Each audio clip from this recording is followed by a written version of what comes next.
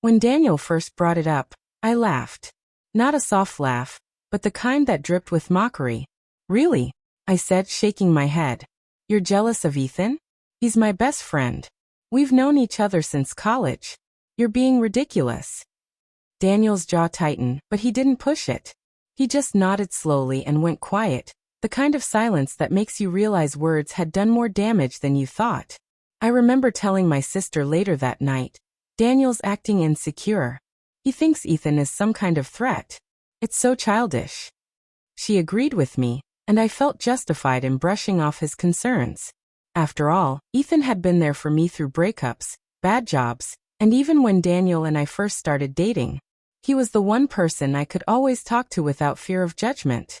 But here's the thing. I didn't realize how it looked from the outside. Ethan texted me constantly, and I always replied immediately. Sometimes I'd laugh at his jokes while Daniel and I were having dinner, leaving my husband staring at me from across the table. There were inside jokes, lingering hugs, and conversations that ended the moment Daniel walked into the room. I told myself it was harmless, but deep down, I knew it wasn't as innocent as I made it sound. Daniel tried again a few weeks later. Sophie, he said one night, I need you to understand how this feels. It's like you're sharing parts of yourself with Ethan that should belong to us. To me. I rolled my eyes, annoyed at his tone. You're overreacting. He's just a friend. Stop trying to control who I talk to. That was the moment something in Daniel shifted. I saw it in his eyes, a quiet resolve, like he had just made a decision. But I was too busy feeling superior to notice. I thought I had won the argument, when in truth, the game had just begun. Over the next month, Daniel changed. Not in the explosive, dramatic way I expected after our fights, but in small, unsettling shifts. He stopped asking where I was going when I left to meet Ethan. He no longer waited up for me when I came home late. The man who used to notice every detail about my day suddenly seemed distant, detached. At first, I thought it was progress. Finally, I told myself, he stopped obsessing. But it wasn't relief I felt. It was an eerie emptiness. His silence was heavier than any argument we'd had before. Meanwhile, Ethan was still there, texting, calling, inviting me out. I leaned into it more, almost out of spite. If Daniel wasn't going to care, then fine. I'd laugh louder at Ethan's jokes, stay out later, share more secrets. But the more I poured into that friendship, the more I noticed how cold home had become. Dinners turned into quiet meals where Daniel barely looked at me. Nights ended with him rolling to his side of the bed without a word.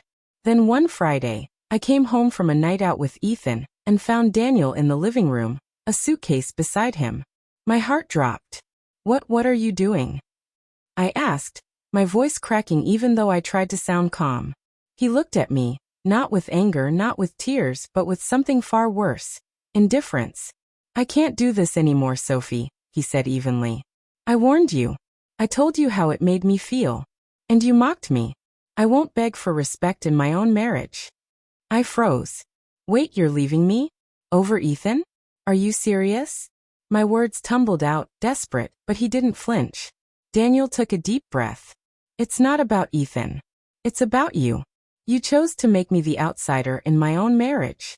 And I'm done. It felt like the floor gave way beneath me. I had always believed Daniel would never leave. That no matter how much I pushed, he'd stay. But standing there with his suitcase, he looked like a man who had already left me a long time ago. I stumbled toward him, panic rising in my chest. Daniel, please don't do this. Ethan is just a friend. I was wrong to make fun of you. I didn't mean it. My voice cracked. The sharp confidence I once carried now stripped bare.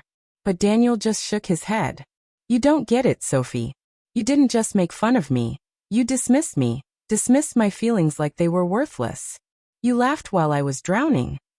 His words landed like stones, heavy and undeniable. For the first time, I saw myself through his eyes. The dinners where I rolled mine at his questions. The nights I brushed off his concerns with a sarcastic laugh. The moments I chose Ethan's validation over my husband's trust. Suddenly, it wasn't about jealousy or insecurity anymore. It was about betrayal. Not physical, but emotional, deep, and cutting. I tried to grab his hand. We can fix this. Please. I'll stop seeing Ethan. I'll do anything. Desperation laced every word. But Daniel pulled his hand away gently, like someone who had already made peace with their decision. I gave you years, Sophie, he said softly. And I begged you to see me. But you never did. You only saw a jealous husband to mock. Now I finally see myself. And I see that I deserve better. With that, he picked up the suitcase and walked out the door. The silence that followed was suffocating.